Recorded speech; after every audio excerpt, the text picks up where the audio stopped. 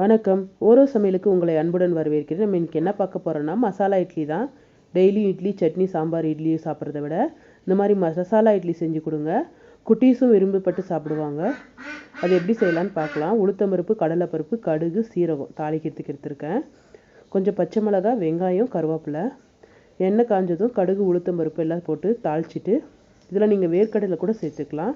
கொஞ்சம் இது நல்லா வதங்கினதும் நம்ம வெங்காயம், பச்சை மிளகாய், கருவேப்பிலை சேர்த்துக்கலாம்.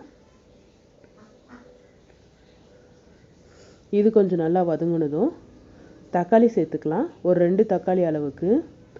அந்த மசாலா இட்லியாக கூட நல்லா கோட் ஆகிறதுக்காக கொஞ்சம் கரம் மசாலா, கொஞ்சம் உப்பு, நம்ம இட்லிலையும் உப்பு போட்டிருப்போம், கொஞ்சம் மஞ்சத்தூள், இன்னும் கொஞ்சம் மிளகாத்தூள், ஒரு 1/2 டேபிள் ஸ்பூன் மட்டும் குழம்பு மிளகாத்தூள் டேஸ்ட்டுக்காக.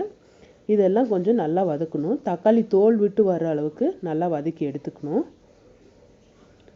ஏன்னா தக்காளி நல்லா வதங்கினாதான் அந்த இட்லி கூட நல்லா கோட் ஆகும். இது மாதிரி ஒரு முறை செஞ்சீங்கன்னா நீங்கள் திரும்ப திரும்ப செய்வீங்க. நல்லா தக்காளியை வதக்கி எடுத்துக்கலாம்.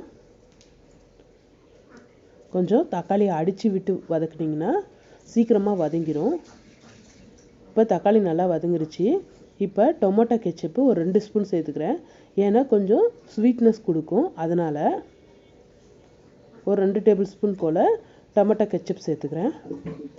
சில்லி இல்லை, ப்ளைன் டொமேட்டோ கெச்சப் தான் சேர்த்துருக்கேன். இதுவும் சேர்த்துட்டு நல்லா கொஞ்சம் வதக்கிக்கலாம். ஒரு 2 செகண்ட் போல் நல்லா வதக்கி எடுத்தோம்னா அந்த மசாலா கூட இது நல்லா பிளெண்ட் ஆகும். அப்போ பிளெண்ட் ஆகும்போது நல்லா கோட் ஆகும். இப்போ இட்லியை சின்ன சின்ன பீஸாக கட் பண்ணி எடுத்திருக்கேன். இந்த சின்ன சின்ன பீஸு கட் பண்ண இட்லியை இந்த மசாலாவில் சேர்த்துட்டு கொஞ்சம் நல்லா கலரி விட்டுக்கலாம். எல்லா பக்கமும் இட்லியில் எல்லா சைடும் படுற மாதிரி கொஞ்சம் கலரி எடுத்துக்கோங்க.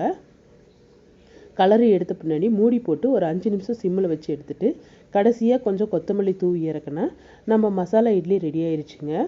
இந்த வீடியோ உங்களுக்கு பிடிச்சிருந்தா லைக் பண்ணுங்கள், ஷேர் பண்ணுங்கள், கமெண்ட் பண்ணுங்கள், சப்ஸ்கிரைப் பண்ணுங்கள். உங்கள் குட்டீஸ்க்கு ரொம்ப பிடிக்கும்னு நான் நினைக்கிறேன்.